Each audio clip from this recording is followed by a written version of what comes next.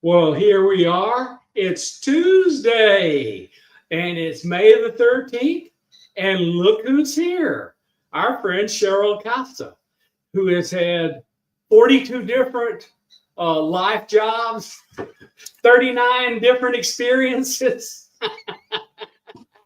And she is going to entertain us with the stuff she's been doing, most especially as her newfound number one passion is being an author and storytelling. Cheryl Costa, welcome. Thank you. Thank you. Thank you for coming here, by the way. Thank you for the invitation. And sorry I'm so slow on getting back. It's everybody. I have ADD. It's okay. No, we're good. Okay, so look, you've got the stuff that you have done that has impacted me were large collection of volumes on derived from the MUFON database on where UFOs are and the counts on them, et cetera, in individual states, which was the fine-grained work that needed statistically to be done. And you and Linda did a great job with that work. It's really good, and I think it's done well for you, and I hope that it has because it was valuable. I really appreciate that. Then you had a very long journalism career where one of your beats was the UFO beat, and you did all that stuff for a long time. 7 years. 7 years. Yeah, exactly. But all during this time, unbeknownst to me, you were writing stories. And now you've got kind of all the tools that help you do that have arrived at the right time to take the stuff you've done and turn it into action items and books that everyone can read that you will be happy and proud of. Tell us about that journey. Okay. My English teachers in high school wrote in my yearbook, least likely ever to pick up a pencil again. Oh my God. Okay. I was not a stellar student in that regard. What we didn't know, what nobody knew in those days, this is the late 60s. Nobody understood until I got in the Air Force. I was dyslexic. They didn't test for it back in the 60s. Mm-hmm. Okay. And so the bottom line on the whole thing was that I ended up being, I graduated in the lower quarter of my class of 360 people. Okay. I get in the Air Force. They do this. They do all these tests and things. They say, hey, kid, you're dyslexic. We'll teach you how to work around that. Okay. And they said, hey, did you know you got 140 IQ? Oh, really? You know, so this is the kind of stuff I was up against. So what happened for writing? Okay. I went to school to be a filmmaker when I got out of the Navy in 80. Okay. And when I went to school to become a filmmaker, it turned out I was very good at it, but I stayed in the film department that didn't talk to the creative writers or anything like this, because if I did a class over there, all my papers came back looking like combat dressings, all red ink. Okay. There's blood all over it. But there was a guy, and you can look this guy up. His name is Lofton Mitchell. Okay. Lofton was the media writing professor over in the theater department, and the theater department and film department were in two different schools, and they didn't talk to each other. You would think they would, but they didn't. And I had made a 55-minute science fiction film in the film department. Okay. And I got student actors to do it and everything. And we did a really good job with it. And one of the guys that was in the crew took a VHS copy over to the professor. He saw the thing and he invited me over for a meeting. And you have to understand what male Cheryl looked like in those days. Denim jeans, white shirt, string tie, Stetson, cowboy boots too. Okay. In those days. And he got me in there. He closed the door and he starts talking to me. He says, I want you in my program. I says, oh, I can't come over here and get in your writing program. You'll be marking my stuff up with red felt tips for all I know. He says, no, we don't do it that way. He says, come to the first couple of classes. I'll teach you a couple of things. And then if you want to not come to class every week, just show up 2 weeks before the end of the semester with a script for a stage play or a film script. Wow. Okay. There you go. There were a lot of people that were saying, oh, yeah, well, yeah, I can do that. And of course, he had the highest drop rate in the college because they'd get it about 3 weeks before the end of the semester. I can't do it, So the bottom line was, I looked at him, I says, so what's the deal with dragging me in here? I'm carrying a 3.7 over in the film department. He says, you went out and produced the bloody movie. He says, I'll give you 2 semesters credit of the 4-semester class. There you go. Just for the film.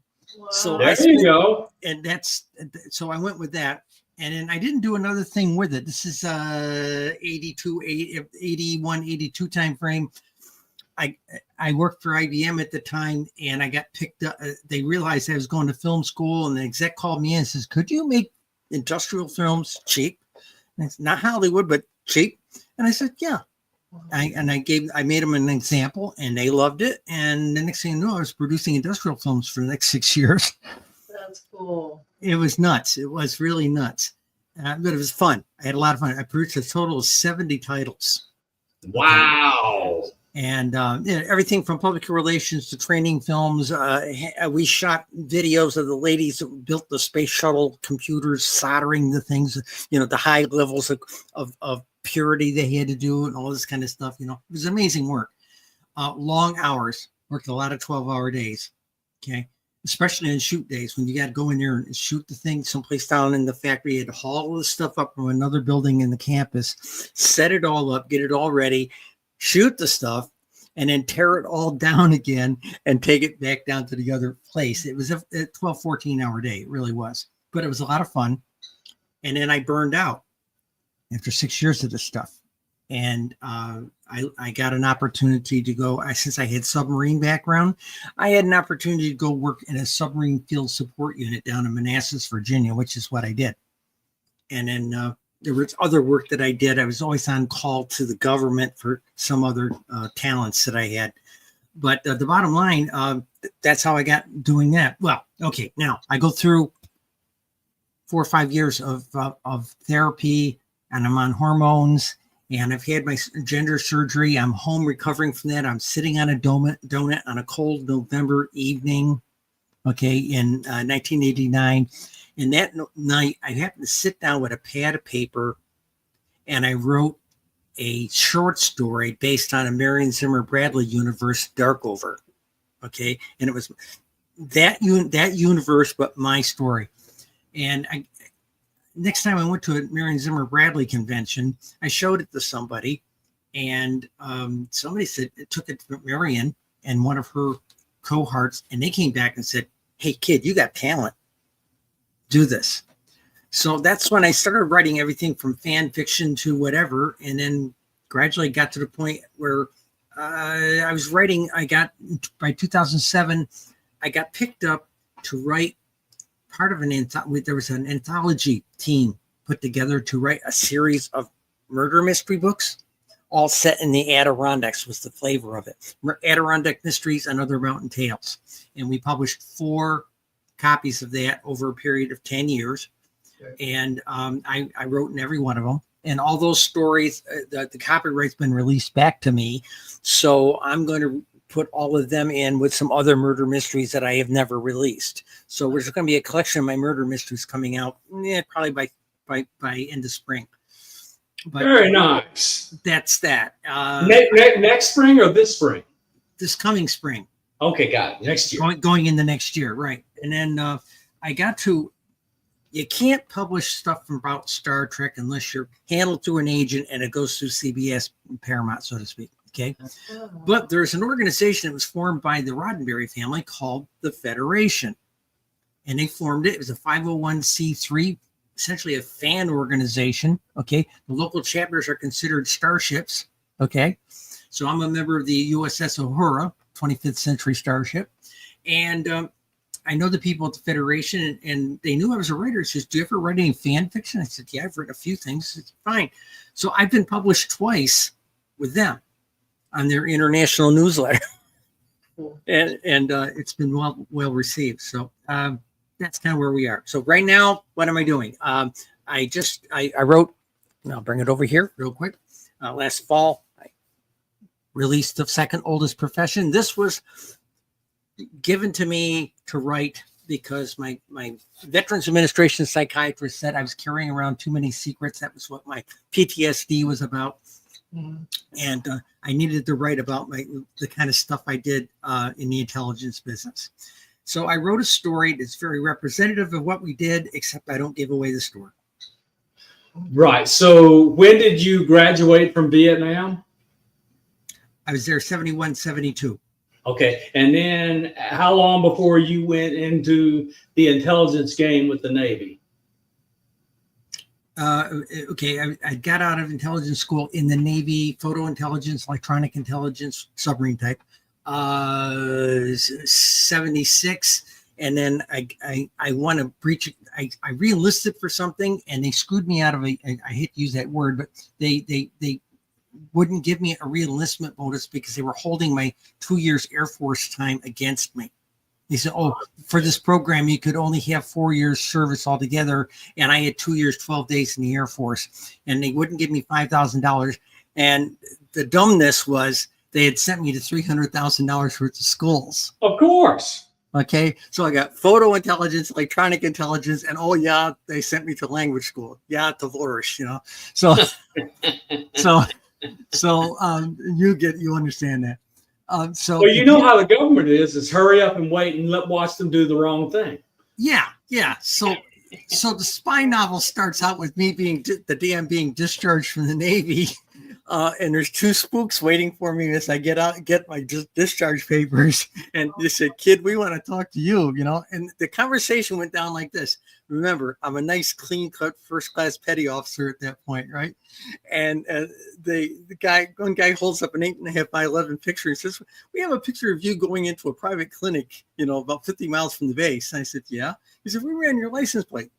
You're here on a submarine. You're high. You got a high classification." The other guy looks at me and says, "So, do you really want to be a woman?" And yeah, that was kind of my reaction too. Oh my God. And I says, "What are you going to do? Throw me in prison? Are you going to take away my clearance that I need for the civilian job?" He says, No. How would you like to work for us? Wow. I said, "I could. Wait, you guys are Princeton, Harvard, Yale guys. You could never hire somebody like you. I mean, I'm going to go through a gender change the next 5 to 10 years. You'd never hire somebody." And the first guy looked at me and says, "No, totally impossible. It's a ludicrous idea." And the second guy looks at me and says, "But it's the best cover for somebody we've ever thought of. Yep. Nobody would ever believe it." And there were three of us. There were three of us that were in the agency. Oh, really? I'll just my 5 seconds of personal.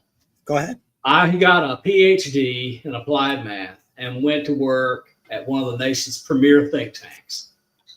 And while I was there, a person said, "I think you have talents. Why don't you look at this problem?" So I looked at the problem and solved it. Wrote a paper, which is what think tank people do. Yep. 5 minutes later, in other words, the next week, I got called to come down and said, "Have we got a job for you? Yeah, you're going to continue to be an egghead, but you're also going to do this." And I thought it was one and out. 11 years. Oh, yeah. It was 11 years. Once you in, they got you. The stuff that I can't tell you about. I can tell you all you want about me being a PhD in applied math and working on Cray supercomputers. Is the other stuff that I was doing over half the time I can never talk about. Did you ever throw ninja stars? No, I never threw ninja stars. No. That's the funny thing. A couple people read this book. First thing, I got email from guys I used to serve with in the Navy, officers and enlisted, that said, "Oh, is that what happened to you when you left?" Okay, so there's that. Then there's the other aspect that people who know me very well back in DC, they would say, oh, is that why you would disappear for months or years at a time? That kind of thing. And then my daughter read it a couple months ago, and she says, oh, autobiography here. Mhm. Do you know when my family found out? So my field work ended in 2002. So I went back to doing full-time think tanking.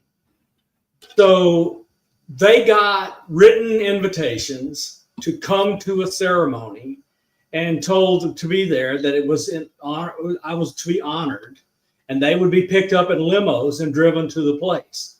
And as they pulled up to the gate at the CIA and then driven around and driven to the bubble, they went inside and they heard stuff they had no idea about. And I didn't know what they were going to tell them. It was more than I would have told them. I remember your brother told But me. my brother talked about this being wild and not even having a clue what was going on. And then I introduced my think tank boss to my parents. I says, hey guys, this is my boss. And he looked over at me and he looked back at them and he says, Bob, you don't have a boss. That's Oh my goodness gracious. So anyway, that was the end of the kind of weird part of my life. And I went back to doing technical work and writing papers. I hear that. I hear that. I think the hardest part for me was the way it worked was, I can't tell you that either. Okay. It's kind of goofy. I had my career in aerospace, but when you work for like an aerospace contractor, and you had the training, they would, somebody from the government would come to them and contact, hey, we need Costa for 6 months. We need Costa for a year, you know? And of course they thought you were just going out on some other contract, and that was about it, you know? So, it was kind of funny like that. But I think the thing I learned the most about was, I was trained to be a Sovietologist. I'm technically an analyst. Okay. And, so I spent a lot of time daily reading, Pravda, reading Soviet magazines, you know, things like this.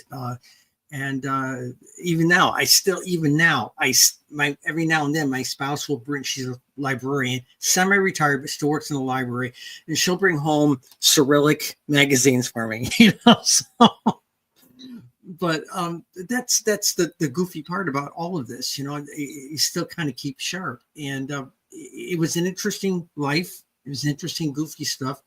That it scared the snot out of me a number of times. Okay, but most of the time it was very laid back. We all have this idea that spy movies, like, you know, James Bond, it's always these big, handsome guys with big cannons, you know, and all things like that. No. For a girl. Or a fat, bald-headed Southerner. Well, okay, in this case, yeah, I can't say her name. Mrs. R told us in spy school, we are invisible, ladies. Yeah. We are invisible. The firmer your dress, the more invisible you are.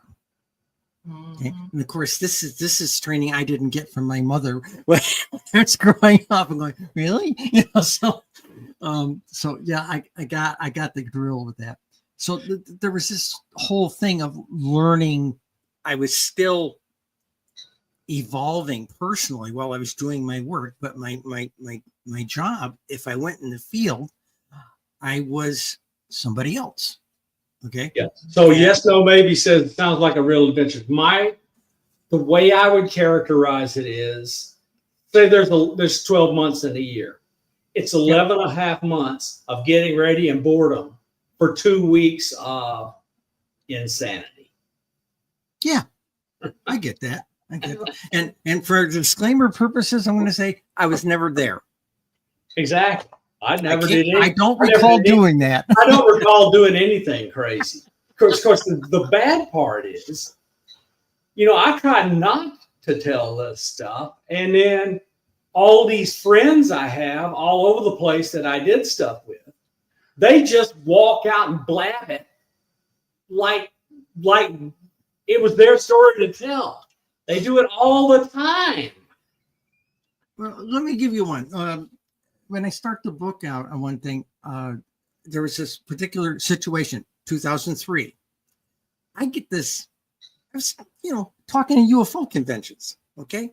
Nobody ever talked about the fact I'm a trained mystic. Okay. Fine. Finally, I get an invitation to speak at some conference out in nowhere, Illinois. Okay. And I go out there and I've been there a day. The conference has just sort of started and we've had one day of talks and everything.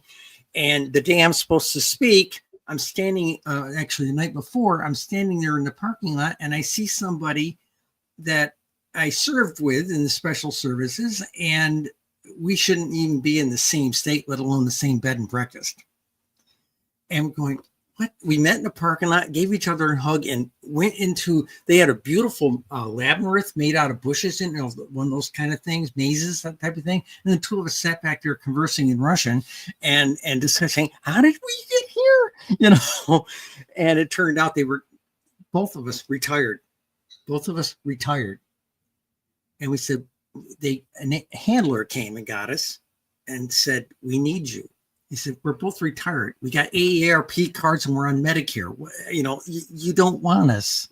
And they said, why do you want us? And they said, you're still breathing.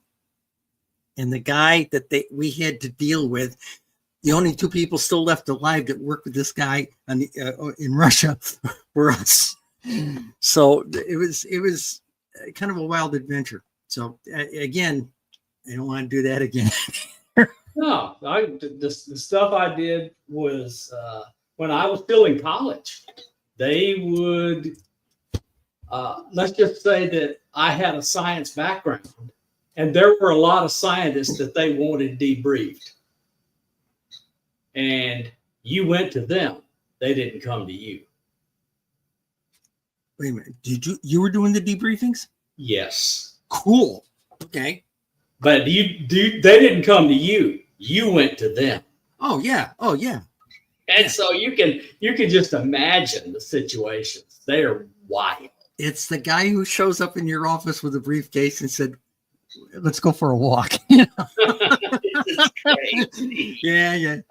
Yet. All right. What else would you like to talk about? You mentioned mysticism.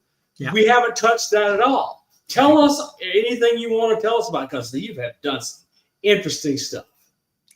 Okay, I was raised a good Catholic boy, and I was supposed to go to seminary.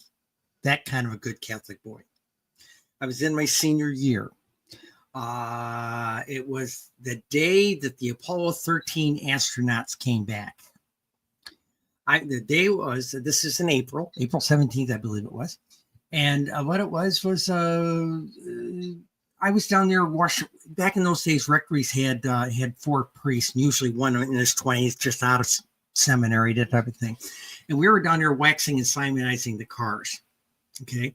I was supposed to graduate from high school in about 6 to 8 weeks and go to a monastery up on the Finger Lakes for sort of like boot camp, contemplative meditation retreat kind of thing before going to seminary in the fall. Okay. And the deal was, we got invited in for dinner. It wasn't in the big dining room with all the mahogany and everything. All the priests were sitting around in shorts and t-shirts, and we're on the kitchen table and we're eating these sandwiches and we're watching Huntley Brinkley. Okay. And they're doing this whole story about the guys getting back and everything.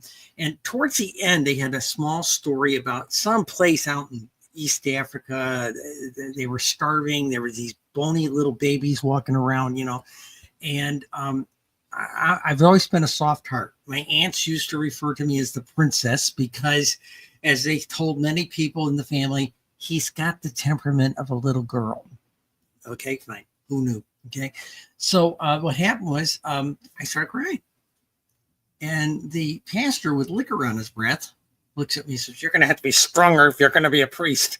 And I tried to roll with it and everything. Okay, I'll do my best and everything. And he wouldn't let it go. And next thing you know, the two of us are in a shouting match together. And they pulled my sponsorship. I was in the Air Force 8 weeks later. Wow. I never looked back. Now, that was part of it. I got exposed. I worked with a bunch of Native Americans when I was in Vietnam, and I started getting grounded somewhat a little bit in some of their view. These guys, you climb telephone poles with them, you drink with them, people share stuff with you. And that was the bottom line. And then later in the Navy, I was there were Wiccan guys on board the submarine, and being Wicca in the 1970s was not a court-martial offense, but it might as well be, because you'd be treated just about as badly. So we all kept it very close. Okay. And I became Wiccan. And that type of thing. Initiated in the forward diesel, very, very north in the Atlantic. Can't tell you where. And you get the idea. And so I've been Wiccan priestess for many, many, many years. Okay. So 22 years later, as a Wiccan priestess, a senior Wiccan priestess at this point, in 1997, gal buddy of mine says, hey, there's this Buddhist Lama going to come talk over at this one temple. He says, why don't we go over here and hear this guy? Okay, fine. We went over to see him. And remember, at this point, I am a civilian. I'm working in the aerospace industry. I am Miss Dress for Success. Big hair, big makeup, big nails, 4-inch spike heels. And my nickname at Lockheed Martin was Napoleon in heels. Okay. So the deal was, we get over there and great talk and everything, hundreds of people there. And then they did a reception line outside. So there's a couple 200 people out going down the parking lot, out through the parking lot type of thing. And the Lama came along, he had a little entourage of American and Buddhist monks with him. This is Tibetan tradition, right? Walking along, shaking hands with people. He gets up to me, shakes hands with me, goes into a European handshake with the second hand, gets right up in my face and said, I know you. His Holiness, I've not met you in this lifetime. He's all no, 2, 3, 4 times. I've known you over 400 years. And he looks at my pal, shakes hands with her, and he looks back at us and says, well, these two, they hang out together lifetime after lifetime. And he says, nice to see you again. He toddles off, and his head monk comes over to me and says, he plays it close to his chest. He did it to a lady from Australia about half an hour ago. I would recommend you go talk to him. So they made me an appointment. It's supposed to be a 15-minute appointment. And he gets me in there, and that meeting lasted. Miss Dress for Success in there trying to bow down to him, had to kick my heels off to do it, that kind of thing. And he sits there and says, so where were you raised? I said, I was raised Catholic. He says, oh, still Catholic? I said, no, I've been running with the Wiccan shamans for the last 22 years. Oh, still doing the yogi stuff, huh? I said, you mean I've done this before? He said, are you good at it? I said, yeah. You think you learned it all in one lifetime? And he sat there for the next hour telling me who I had been. And okay, so it rattled the snot out of me, obviously. And I had always sort of believed in like a reincarnation or rebirth aspect, but I'd never had it handed to me in a technical sense. Yeah. So sometime later, he had told me a couple of things, and one of the things was, well, you'll love this. He looked at me and he says, you've done something that 10,000 monks in Asia are not going to be able to do. I said, what? Have a sex change? He says, no. He says, you embraced your feminine energy. I don't care how you did it in a Western sex change aspect, but he says, you've embraced your feminine energy. There are tens of thousands of monks in Asia that have been brought up with the view that women are an inferior birth. And you overcame this. You went beyond this. And he says, okay, he talks to me. A couple of weeks later, him and Lynn, he called me and Lynn, the other lady, had us come to this thing. And they had this very informal ceremony. They reordained us Tibetan yoginis, were nakmas. And you ordained 3 other guys over here, but you didn't ask us whether or not why we wanted this or he asked them, why do you want this ordination? Why do you want this ordination? And he looked at us and said, oh, this is a renewal of vows for you. Okay, why do you want this ordination? I'm going, what did we sign up for? Right. In a past life, and we're paying the tab now, that kind of thing. So that was the adventure. So bottom line, sometime later, I asked for permission to take temporary. He told me I'd been a monk and now a nun. I've been one of these yoginis before, and I said, "Could I get permission to wear temporary robes?" And he said, "Sure." Went out, got a buzz cut. The local lama approved it. Okay. And when I went over to the monk house to get robes, the head monk there had heard about this. He disagreed with it. Excuse me. And he says, "I don't like you. I think you're confused. You don't know what gender you are." I said, "I know exactly what gender I am. You don't know what I am." Okay. The answer for your audience. I am the unity of being. I am male and female and neither. Okay. So that's the yogi talk. So the bottom line was he wouldn't give me robes. Well, I'm an old theater person from way back. So I went home and made a set. All right. I wear it at the temple, and everybody, all the monastics tell me, "Oh, you did this wrong. You did that wrong." And the other nuns, "Oh, we don't wear it like that." Like that. So 2 months later, Lama comes back to town. Everybody goes over and tattles on me.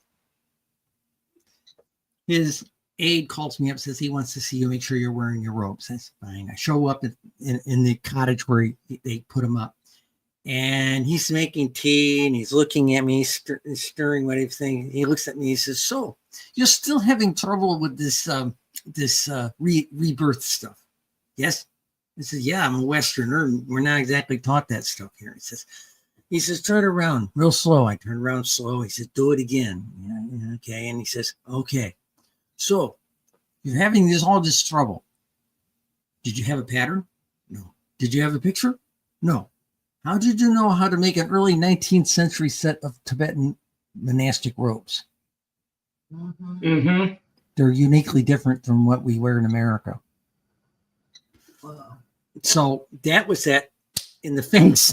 Yep. Whoa, this is real. Yep. And so I wore robes for 7 years. Okay. I was going to do it for 6 months. It ended up feeling like an old slipper. So comfortable. I had done this before. Okay. And so I did it for 7 years, had intentions of going further, but okay. Let's take the DEI thing, since that's very popular these days. Me and one other nun from our temple, okay, we wore high Tibetan Buddhist robes. We dressed like the Dalai Lama every day at corporate headquarters. We pushed the DEI policy to the bleeding edge. So tell me your connection, your conscious connection to your past lives is fleeting, or is it recall on demand, or where in between? Okay. In the 7 years I spent, okay, learning how to meditate. A lot of people in America think, "Oh, you just take a couple lessons in 6 weeks, you'll be able to meditate." It doesn't work like that. Mm-hmm. But when you're living in a monastic environment, you get to work at it harder. Yeah. Okay. So I never got beyond, in 7 years, being able to meditate for more than 45 minutes. That's a chore. Okay. Typical people just starting out, it's only, but I got into it. Somehow I got into it. Apparently, call it old memory, whatever you want, prenatal memory. But that's the best thing. These days I can do 90 minutes standing on my head. Okay. I'm that synced into it, but we're not talking 28 years doing this. Okay. I do about 45 minutes every day. And now and then about once or twice a month, I'll do a deep dive. Okay. Now, did I touch other lives? Yeah. That explained a whole bunch of stuff that happened in Catholic school. One time our first grade nun was talking about different other religions. They were talking about, they, in course of telling us about all these religions, they talked about Buddhists and things. And the first grader, me, looked up there, looked at her and said, "I used to be a monk in a monastery." And of course, she called my parents and all this sort of thing. And there was a whole bunch of little incidents like that growing up. Okay.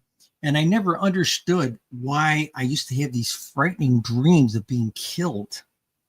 Okay. It wasn't until I got in the monastery and started remembering all of those dreams that I realized I was remembering how about 50 people died that I used to be.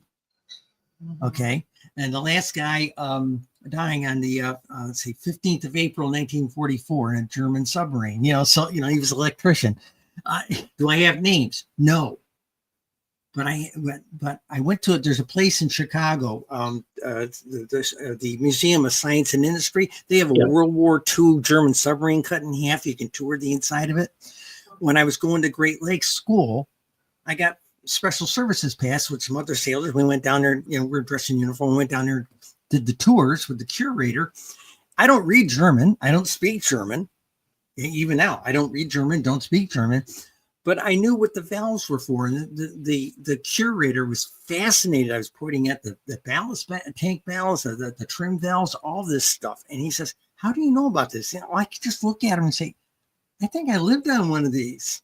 You know, that was in 74. Okay. So some idea, you know, 20, almost 30 years later, I'm able to make those connections. And I've touched about 10 lifetimes going back with some degree of detail. No names, but a sense of it. And then probably upwards of 50 just light touches going back. As I made a comment to my sister once, she said, how much do you remember? I said, I remember the pyramids when they were new. Okay. I've marched on Roman roads. I've been in Roman battles. I've died. I've been celebrated. I've been awarded. You know, that kind of stuff. How'd you die? Suffocating, burned, electrocuted, run through with a spear, run through with an arrow, shot, boom, bang, childbirth.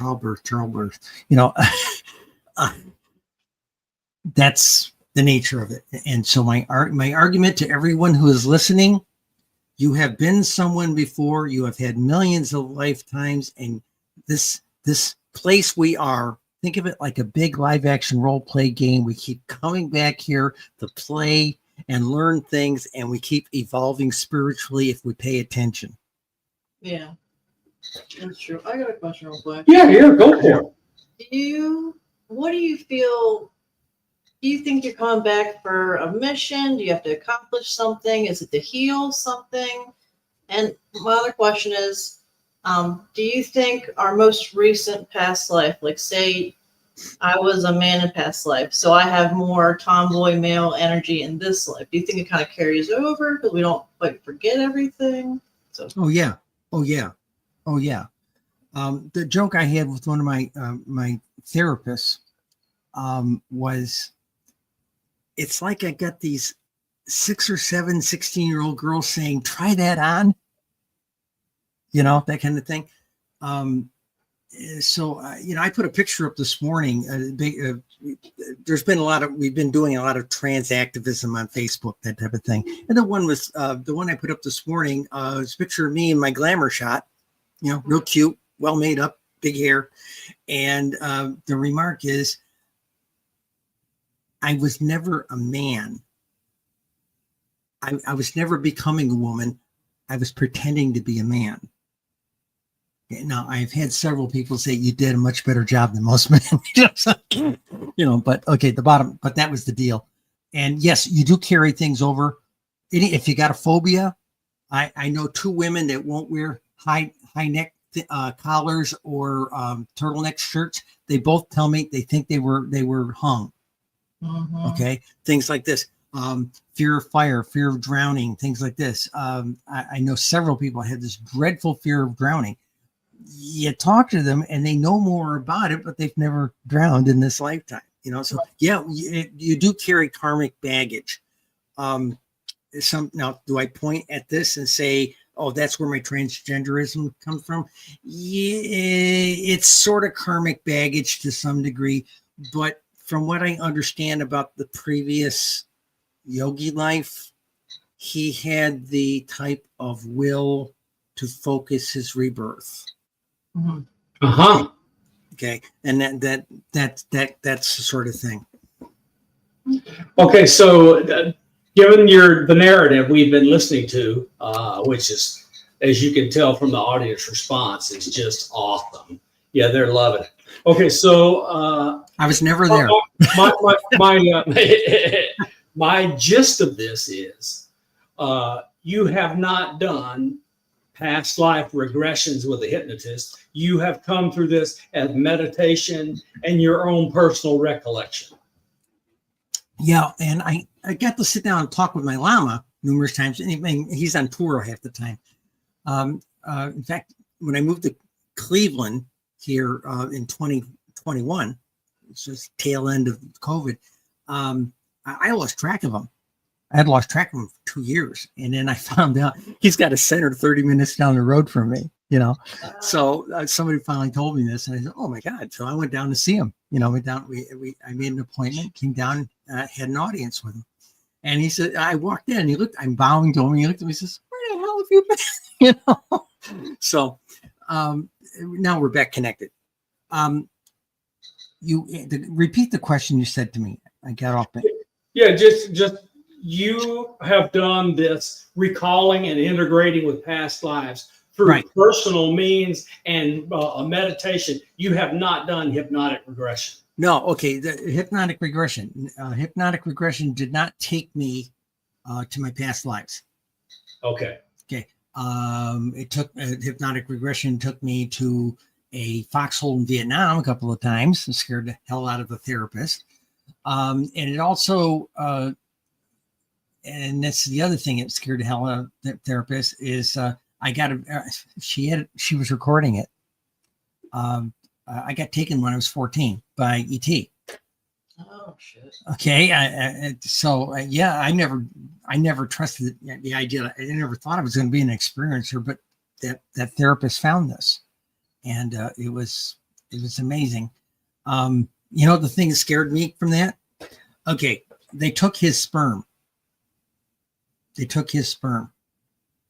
And, they got me grounded for 2 months because this was 6 o'clock in the evening on a late summer afternoon, early evening. And I was up at a reservoir, one of these big concrete reservoir things. And I was up there with a Lafayette walkie-talkie talking to some CV friends, you know. And because of the height, I was able, and this was behind a school up in one of the hills in my hometown. And suddenly it was getting all the walkie-talkie was getting all noise. I couldn't hear the other guy on the thing. They couldn't hear me. And then the next thing I remember, it's 9:30, 10 o'clock at night. I'm sitting in those cloth swings, you know, down on the school ground, and my bicycle's laying there in front of me, and I'm just swinging back and forth, wondering, how the hell did I get here? Okay. And it was weird. And that got me, and by the time I got back down, I got my wits together. By this point, it's 10:30, 10:45. I got grounded for 2 months, you know. But so they got me grounded for 2 months. I got a grudge here, you know. So, but they never touched that. And now here's one of the big phobias I have. Okay, I've had friends of mine, Vietnam friends, have. Hey, when I was in the service, I was trying to make a guy out of myself. I was trying to be the all-American guy. Yes, I went to brothels of good repute in Vietnam and in Korea. So people say, do you have any kids by your own lines? I said, no, I don't. But if I do, they're Vietnamese or Korean, they're about 53. Okay. That's the way I have to explain it. But what I dread is sometime on 23andMe went under, but I've had Ancestry. I dread somebody reaching out to me on Ancestry and say, hey, I got father alleles to you.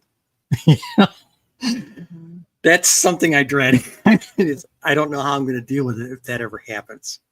You'll deal with it like you do everything. You'll go, let me think about it, and then take some action. Probably. You're an action verb. But as far as the regression was concerned, they never, to my knowledge, they never touched the past life stuff. The stuff that was on the surface was the trauma of being touched twice by these guys. Okay. All right. So do you believe that was the hypnotist constraining you or personal constraint? Okay, let's go down to spiritual level away from surface consciousness. Probably that was being protective. Got it. Yeah. Yeah. I mean, I don't know what I would do if without any emotional and mental preparation, suddenly facing and looking at 50 different deaths. Might be a little rough the first time. It scared the snot out of me when I was in 5th or 6th grade. I believe it. I believe it. Okay. And I hate to say this, I got used to it. Okay. Some of these would happen and then suddenly it's black and I'm laying there in bed, it's still asleep saying, okay, now what? You know? And then next thing you know, I'm waking up. I think the thing that bothered me the most of anything is that the Catholic theological structure, hey, you die, you go to heaven or you go to hell. Okay. It wasn't like that. It wasn't like that. And then when I was finally exposed to a Buddhist thought and the whole notion of rebirth or reincarnation. Now, let me qualify that for people. The term reincarnation gets used very loosely here in the West. Okay. It's actually two phenomena. Everybody has rebirth. Everybody comes back. Okay. And the other aspect is reincarnation. That is something trained, focused yogis can do to control when and where they're rebirthed and who the parents are. That's how they find these guys who are reincarnated lamas and things.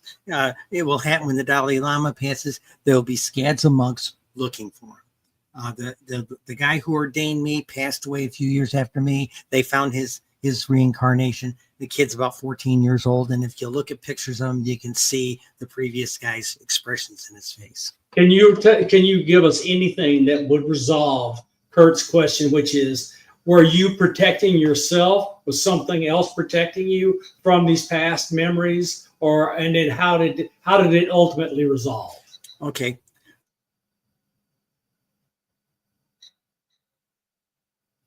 Oh, don't go away. Give it a second. Wait, let me see if YouTube's frozen too. Son of a bitch. But baby, we're on the air. Oh, sorry, everybody.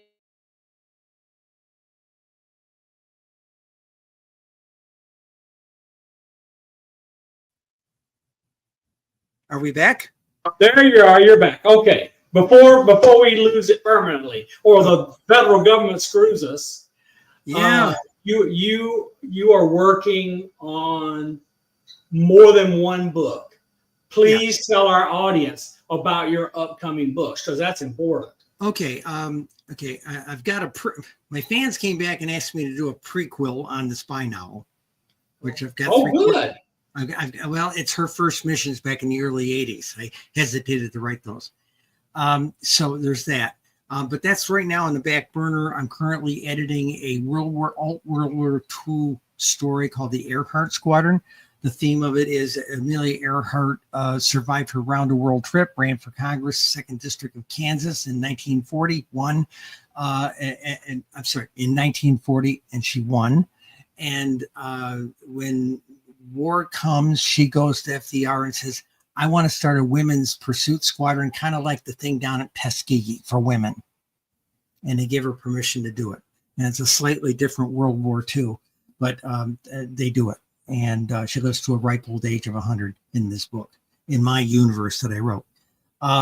There's that. The next one that I'm editing was the first novel I wrote in college in 2014. I had taken a couple classes previous, and it was in what would be called my last semester. And my writing professor said, I'm going to teach a course next semester called Creating Universes. It's a new class. It's the idea of before you can have Lord of the Rings, you got to have Middle Earth, and all this kind of stuff. Okay, so the idea, you got to have the Star Wars universe, you got to have the Trek universe, that kind of thing. You got to create a universe. So the way the class went was real quick. Was you can either do an evaluation every 2 weeks, kind of like a book report about taking apart somebody else's universe, or sit down and write the novel in the next 14 to 15 weeks.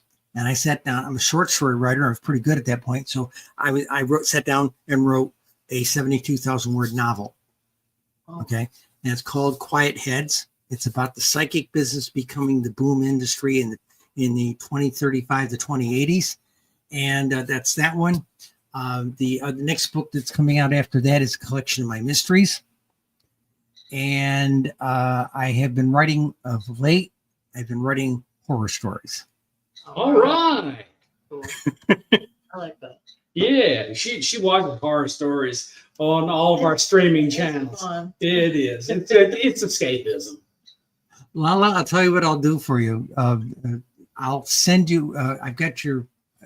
Share an email with me on Facebook tomorrow.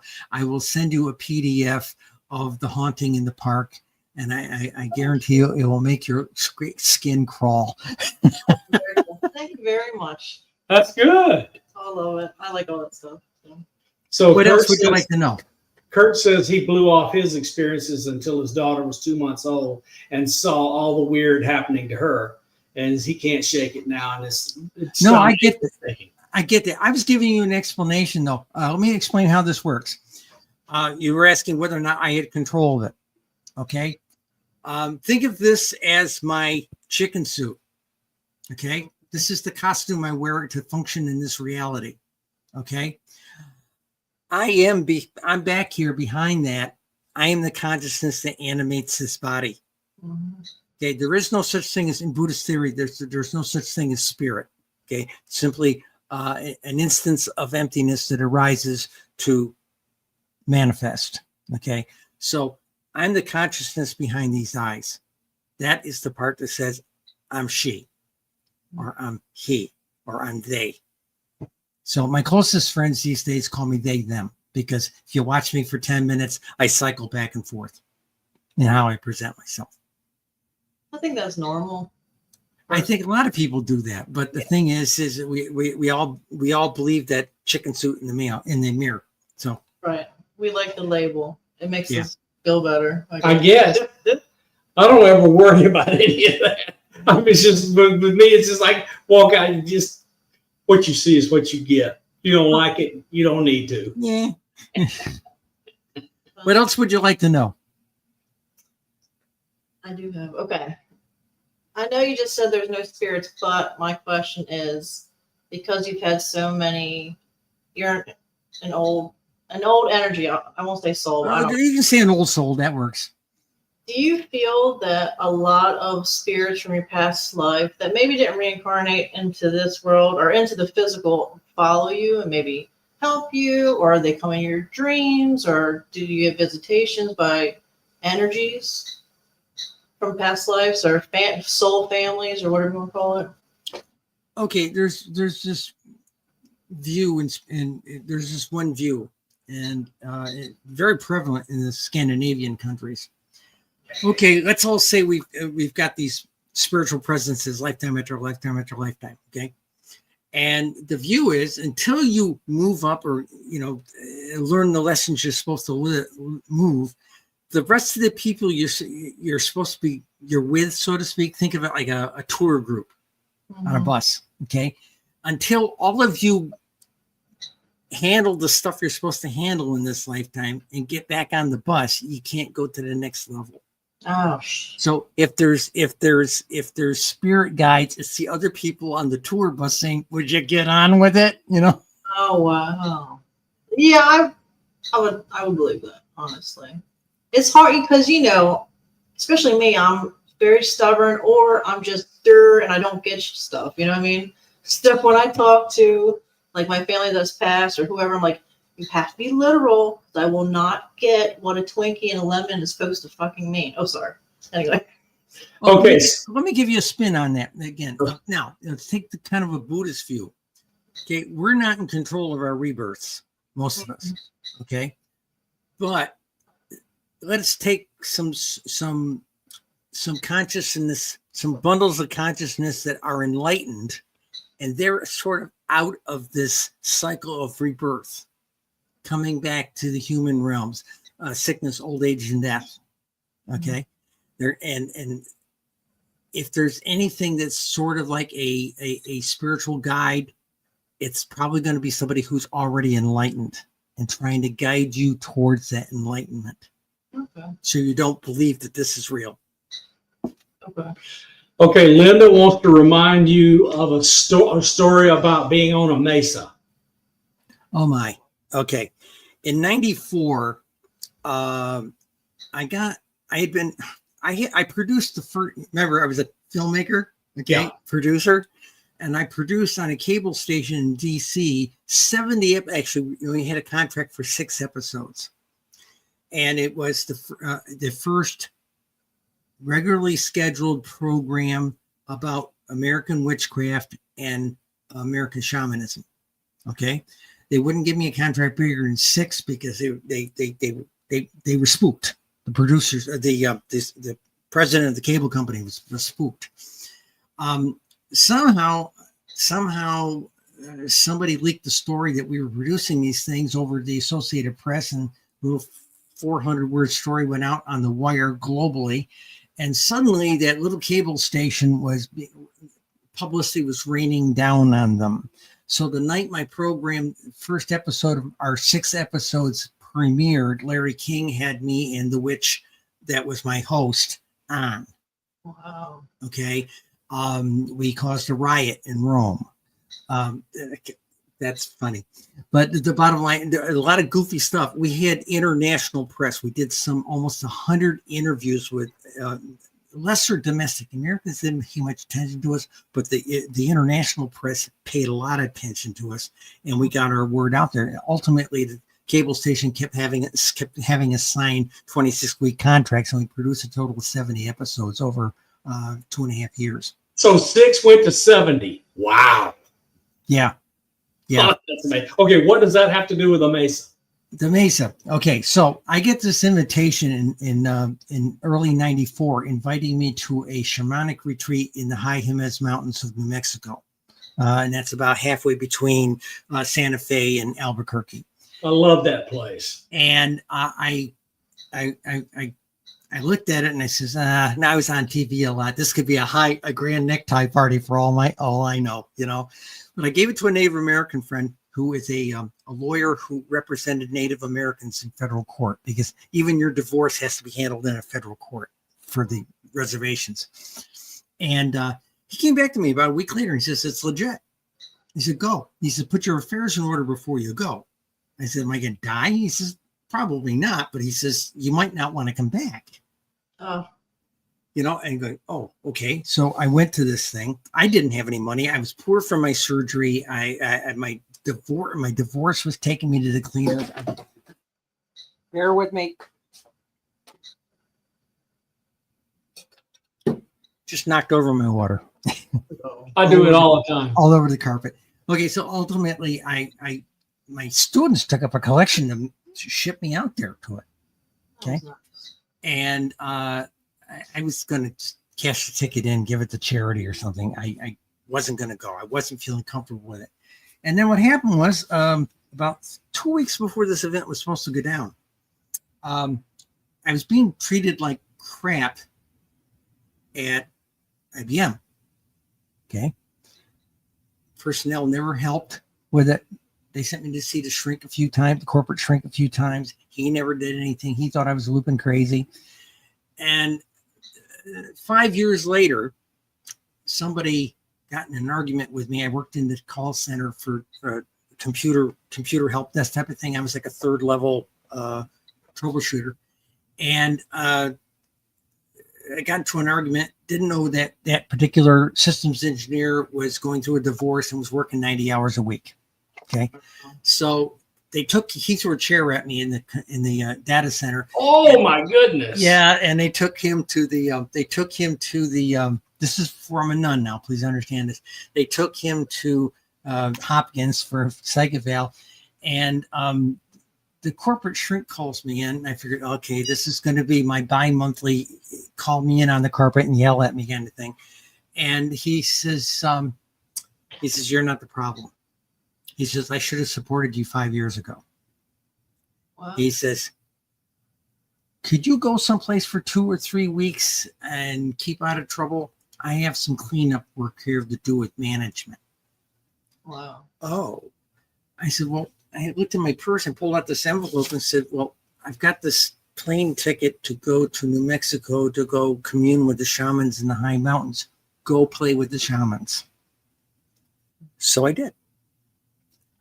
And the night before I was supposed to go, the lawyer, Big Bear, shows up at my door, knocks on the door, won't come in the apartment, looks at me and says, here's this book.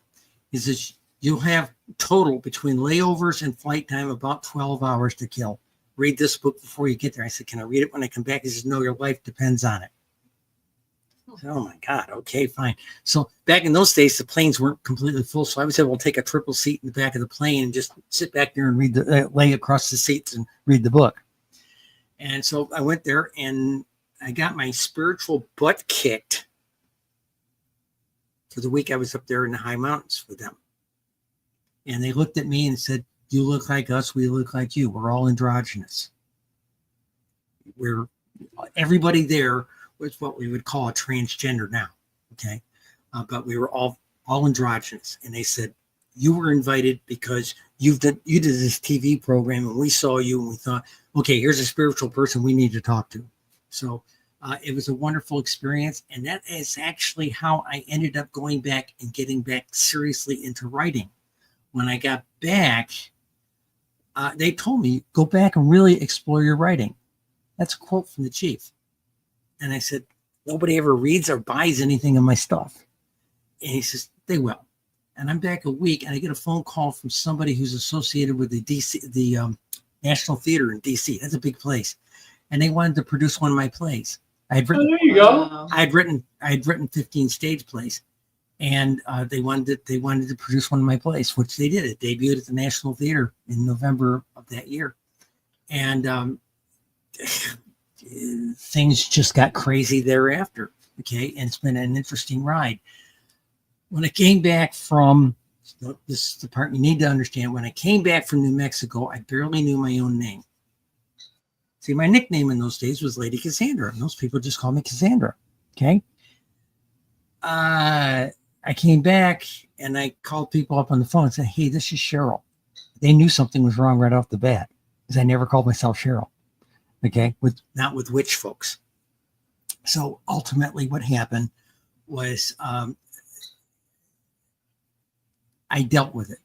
I cleaned the walls in my apartment, took down all my spears, bows. My apartment used to look like a anthropological museum. And all this native stuff, native shaman tribal stuff on the walls. Painted them white, painted them beige. Okay. And it wasn't until about 3 years later when I met the Lama that any of it makes sense.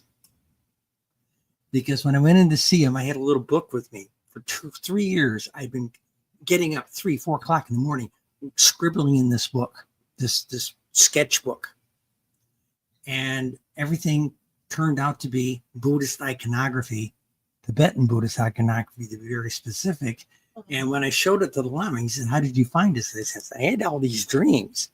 And I showed it to him. And he looked at me and he says, yep, we found you.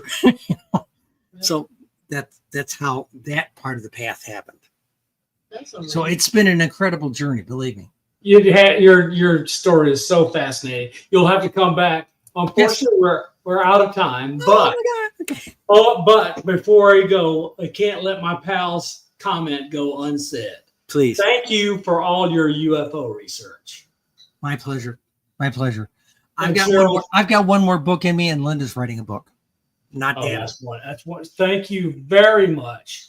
You're always welcome. We love you. You're interesting. Lala loves you. You're just fascinating. We should schedule. We'll reschedule you right after this. Okay. That's what Danya Tavoris is. Exactly, comrades. We'll see you soon.